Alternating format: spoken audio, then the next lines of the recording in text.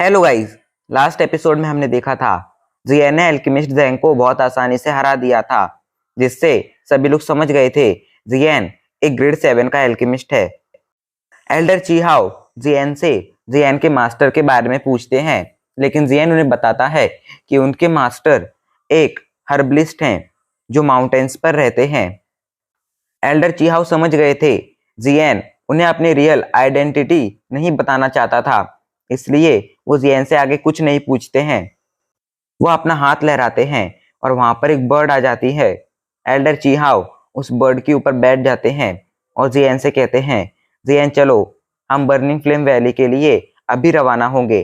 अब आगे burning flame valley में जाने से पहले जियन अपने दोस्त ल्यू क्विंग के पास जाता है और उससे रिक्वेस्ट करता है, ल्यू क्विंग, मैं अभी बर्निंग फ्लेम वैली में जा रहा हूँ, मैं लौटूं तब तक तुम मेरा काम करना। मेरी एक फ्रेंड है जिसका नाम लिटिल फेरी डॉक्टर है, तुम्हें पता करने की कोशिश करो वो सेंट्रल प्लान के किस हिस्से में है, और अगर तुम्हें उसका पता ना चले तो एक लड़की जिसका नाम लिन जिन है उसका पता करना। इन दोनों में से किसी के भी बारे में पता कर कर तुम मुझे बता देना। ल्यू क्विंग कहता है, मैं तुम्हारा ये काम जरूर कर दूंगा। लिनियन कहता है, जियन मुझे तुम्हारे साथ बर्निंग फ्लेम वैली में आना है। जियन कहता, नहीं लिनियन, अभी तुम ल्यू क्विंग के साथ रुको और मेरे लिए ल्यू क्विंग की मदद करो। ये कोशिश करो कि तुम्हें जल्द से जल्द लिटिल फेरी डॉक्टर मिल जाए। लिनियन जियन की बात मान लेता है और वहीं पर रुक जाता है। जियन जमीन पर जंप करता है और फिर आसमान में पहुंच जाता है। जियन उड़ने लगता है।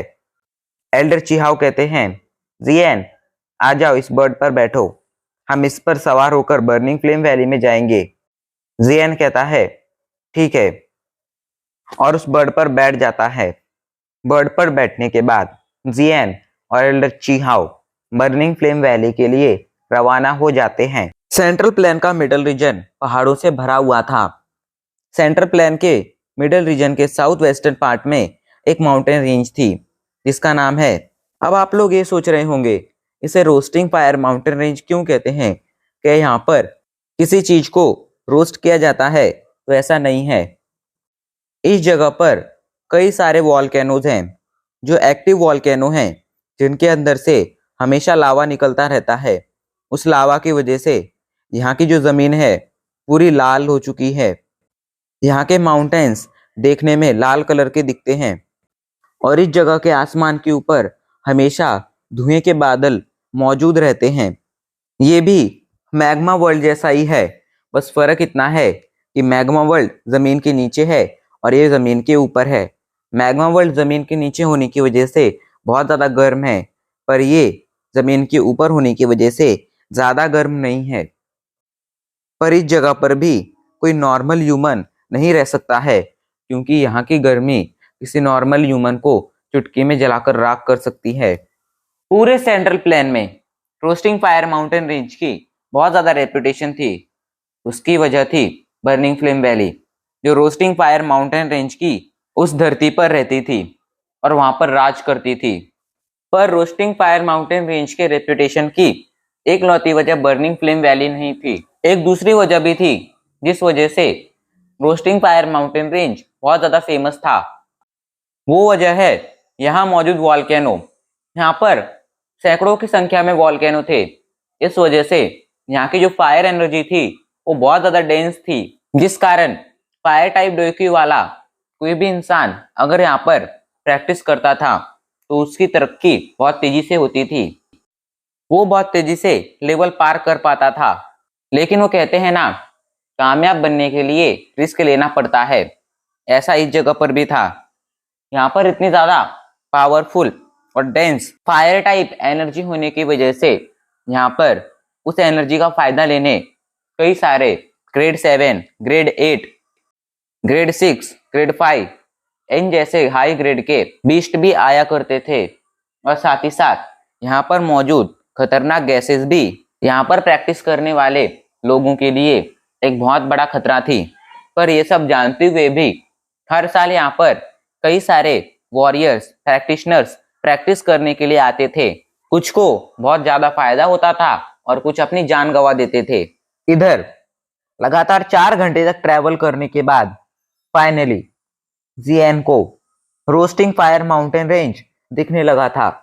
यहाँ पर उसे बहुत ज्यादा धुआं ही धुआं दिख रहा था, पर धुएं के साथ उसे आसमान से नीचे एक लाइन भी दिख रही थी। जिएन जब ध्यान से उस लाइन को देखता है तो उसे पता चलता है वो line roasting fire mountain range है। इस माउंटेन रेंज पर बहुत ही कम पेड़ हैं, इसलिए ये जगह जिएन को हरी भरी दिखने के बजाय लाल दिख रही थी। जिएन फील कर सकता था यहाँ पर बहुत ज्यादा फायर एनर्जी है, और अगर यहाँ पर वो प्रैक्टिस करेगा तो उसे 4 गुना ज्यादा फायदा होगा। पर इस फायदे के साथ साथ यहाँ मौजूद एनर्जी में एक वायलेंस एनर्जी भी थी, जो किसी भी वॉरियर के लिए बहुत ज्यादा खतरनाक थी। जिएन अभी ये सब देख ही रहा था, तभी एल्डर चीहाओ कहते हैं, एल्केमिस्ट एन, ये रोस्टिंग फायर माउंटेन रेंज है। इसी माउंटेन रेंज में हमारी बर्निंग फ्लेम वैली मौजूद है। इस जगह पर कई सारे एक्टिव वॉल्केनो हैं जो हमेशा इरप्ट होते रहते हैं। उनसे निकलने वाली फायर एनर्जी की वजह से यहाँ की हवा में बहुत ही ज्यादा मात्रा में फायर एनर्जी मौजूद है। ये फायर एनर्जी फायर टाइप डोईक्यू वालों के लिए बहुत ज्यादा यूजफुल है, लेकिन इस फायर एनर्जी में एक वायलेंट एनर्जी भी है। अगर कोई भी वॉरियर यहाँ पर ज्यादा टाइम तक प्रैक्टिस करता है तो उसकी बॉडी के अंदर ये वायलेंट एनर्जी पहुंच जाती है, और ये वायलेंट एनर्जी उसकी बॉडी को अफेक्ट करने लगती है, जिससे वो वॉरियर अपनी बॉडी के ऊपर का कंट्रोल खो देता है। पर यही अकेली खतरे की बात नहीं है। इस जगह पर कई सारे ग्रेड 5, 6, 7, 8 के मैजिकल बीस्ट हैं जो बाहर की जगहों से ज्यादा शक्तिशाली हैं। जिएन कहता है, पर वो बाहर की जगह से ज्यादा शक्तिशाली क्यों है? तो एल्डर चीहाओ कहते हैं, दूसरी जगहों पर नॉर्मल एनवायरनमेंट रहता है और वो मैजिकल बीस्ट नॉर्मली ग्रो होते हैं, पर यहाँ पर रहने वाले ज्यादातर magical beast fire type energy वाले हैं, और वो लगातार कल्टीवेशन कर कर यहाँ मौजूद फायर एनर्जी कंज्यूम करते हैं। ये एनर्जी उनकी बॉडी के अंदर जाकर उन्हें पावरफुल बनाती है, पर इस एनर्जी के साथ साथ उनकी बॉडी के अंदर एक वायलेंट एनर्जी भी जाती है। वो वायलेंट एनर्जी उनकी बॉडी पर कंट्रोल कर लेती है और उन्हें पावर देती है, जिससे वो बाहर की दुनिया, बाहर के एनवायरनमेंट वाले मैजिकल बीस्ट से कई गुना ज्यादा शक्तिशाली हो जाते हैं।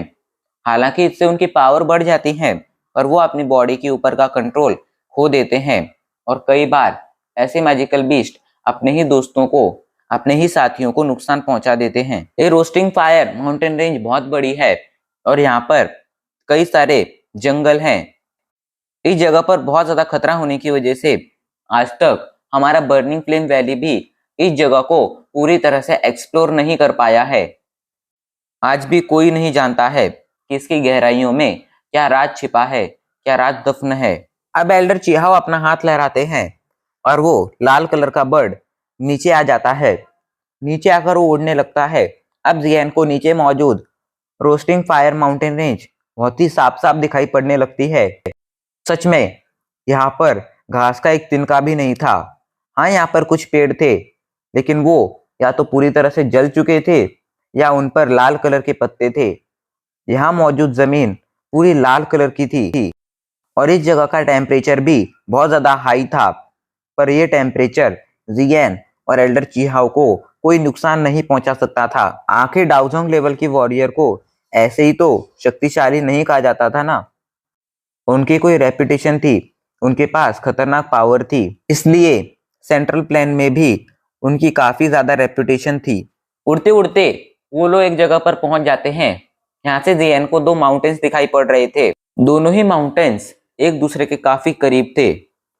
उनमें से एक माउंटेन पर एल्डर चीहाओ लैंड करते हैं। जिएन भी उनके पीछे पीछे उस माउंटेन पर उतरता है। उनके सामने बहुत ही बड़ी सीढ़ियां थी जो ऊपर जा रही थी। एल्डर चीहाओ कहते हैं, भाई एन, मेरे पीछे आओ।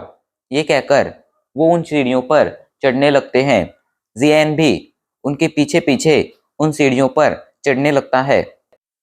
कुछ ही मिनटों बाद वो लोग उस माउंटेन के टॉप पर पहुंच जाते हैं। वहां पर एक बहुत बड़ी वॉल थी जो चारों तरफ से एक एनर्जी से कवर्ड थी। जियान इस एनर्जी को अच्छी तरह से पहचानता था। ये स्पाइटल स्ट्रेंथ थी।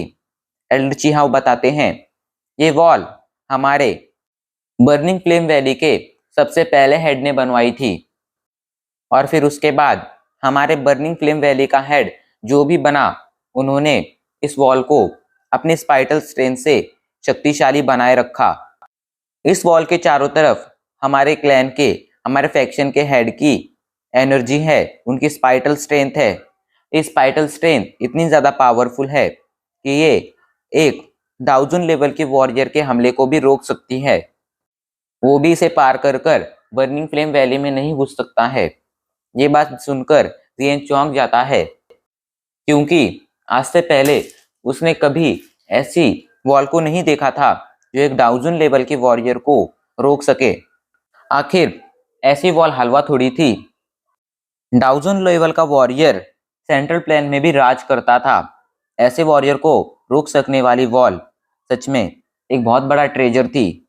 जहां जियान के मन में एक ख्याल चल रहे थे, वही एल्डर चीहाओ जल्दी से एक जेट टोकन बाहर निकालते हैं और उसे उस स्पाइटल वॉल पर रख देते हैं। जैसे ही वो वहां पर वो जेट टोकन रखते हैं, जहां पर उन्होंने वो जेट टोकन रखा था, उस जगह पर एक बहुत बड़ा क्रैक आ जाता है। एक तरह से कहा जाए तो वहां पर एक टनल बन चुका था। एल्डर चीहाओ कहते हैं, भाई यैन, हमें इसके अंदर ही जाना है। ये कहकर एल्डर चीहाओ उस टनल के अंदर घुस जाते हैं।